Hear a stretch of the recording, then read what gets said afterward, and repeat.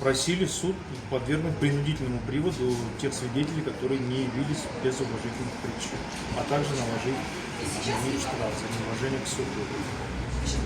Но суд наше ходатайство удовлетворил частично, постановил подвергнуть не явившихся без уважительных причин свидетелей принудительному приводу, явку остальных повторить. В следующем судебном заседании мы опять продолжим допрос явившихся свидетелей. Когда состоится? А? Когда состоится? Состоится оно 27 сентября.